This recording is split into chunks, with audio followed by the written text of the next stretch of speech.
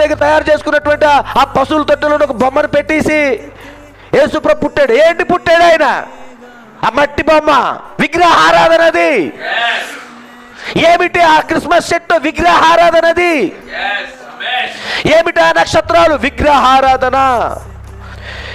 కానీ అంధకార గడియలో మనం జీవించుచున్నాము. క్రైస్తవులు ఇంకాను ఆ వెలుగును చేత పట్టుకొని పోవలేను. హల్లెలూయా. అది ఏ క్రిస్మస్ సత్యము. క్రిస్మస్ సత్యం అంటే ప్రభుత్వ డెఫినేషన్ ఇచ్చాడు ఆయన. ఏం చేయాలంట? క్రైస్తవులు ఇంకాను ఇంత గాఢాంధకారమైనటువంటి ఇలాంటి భయంకరమైన సోదరుల మధ్యలో ఇంకను ఈ గడియ వాక్యమైన వెలుగును పట్టుకొని వెళ్ళటమే క్రిస్మస్.